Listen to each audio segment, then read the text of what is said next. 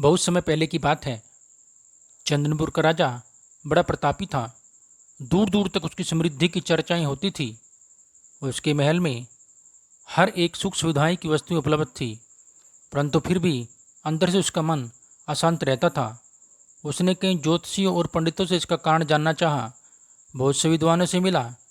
किसी ने कोई अंगूठी पहनाई तो किसी ने यज्ञ कराए, पर फिर भी राजा का दुख दूर नहीं हुआ। उसे शांति नहीं मिली। एक दिन भेष बदलकर राजा अपने राज्य की सैर पर निकला।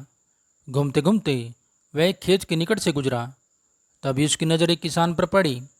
किसान ने फटे पुराने वस्त्र धारण कर रखे थे और वह पेड़ की छांव में बैठकर भोजन कर रहा था। किसान के वस्त्र देख के राजा के मन में ख्याल आया, किसान को कुछ स्वर्ण मुद्राएं दे दी जाएं ताकि उसके जीवन में कुछ खुशियां आ पाएं। राजा किसान के सम्मुख जाकर बोला, मैं एक राहगीर हूँ। मुझे तुम्हारे खेत पर ये 4 स्वर्ण मुद्रिकाएं गिरी मिली। क्योंकि ये खेत तुम्हारा है, इसलिए ये मुद्राएं तुम ही रख लो। नाना सेठ जी, ये मुद्राएं मेरी नहीं हैं, इसे आप ही रखें या किसी और को दान कर दें।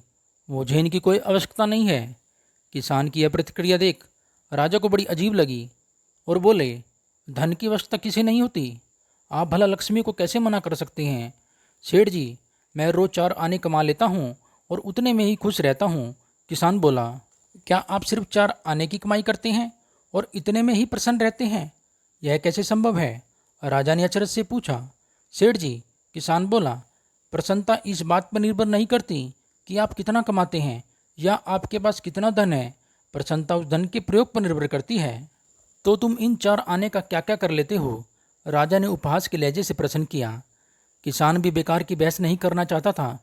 उसने आगे बढ़ते हुए उत्तर दिया, इन 4 आनों में से एक कुएं में डाल देता हूँ, दूसरे से कर्ज चुका देता हूँ, तीसरा उधार दे देता हूँ और चौथा मिट्टी में गाड़ देता हूँ। राजा सोचने लगा। उसे यह उत्तर समझ नहीं आया। वह किसान से इसका अर्थ पूछना चाहता था, पर वो जा चुका था। राजा ने अगले दिन सभा बुलाई और पूरे दरबार में कल की घटना कह सुनाई। सबसे किसान के इस कथन का अर्थ पूछने लगा। दरबारियों ने अपने अपने तर्क पेश किए, पर कोई भी राजा को संतुष्ट नहीं कर पाया। अंत में किसान को दरबार में बुलाने का निर्णय लिया गया। बहुत खोजबीन के बाद किसान मिला।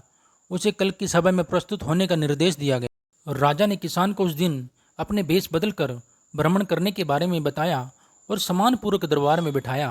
मैं तुम्हारे उत्तर से प्रभावित हूँ और तुम्हारे 4 आने का हिसाब जानना चाहता हूँ। बताओ, तुम अपने कमाए 4 आने किस तरह खर्च करते हो जो तुम इतना प्रसन्न और संतुष्ट रह पाते हो? राजा ने प्रश्न किया। किसान बोला, हजूर, जैसा कि मैंने आपको बताया था, 1 आना मैं कुएं में डाल देता हूँ, यानी अपने परिवार के भरण पोषण में लगा देता हूँ।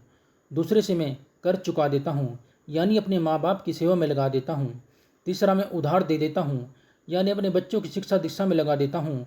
और चौथा मैं मिट्टी में गाड़ देता हूँ, यानी मैं 1 पैसे की बचत कर लेता हूँ, ताकि समय आने पर मुझे किसी के सामने हाथ न फैलाना पड़े और उसे समय आने पर सामाजिक और धार्मिक कार्य में लगा सकूं। राजा की समस्या का समाधान हो चुका था। वह जान चुका था कि यदि उसे प्रसन्न में संतुष्ट रहना है तो उसे भी अपने अर्जित किए धन का सही सही उपयोग करना होगा। देखा जाए तो पहले की अपेक्षा लोगों की आमदनी बढ़ी है, पर क्या इसी अनुपात में हमारी प्रसन्नता भी बढ़ी है? पैसों के मामले में हम कहीं ना कहीं गलती करते हैं। लाइफ में बैलेंस बनाना बहुत ज़रूरी है। इसके लिए हमें अपनी आमदनी और इस्तेमाल पर ज़रूर गौर करना चाहिए। नहीं तो भले हम लाखों रुपए कमा लें, पर फिर भी ज़िंदगी में संतुष्टि और प्रसन्नता नहीं पा सकेंगे।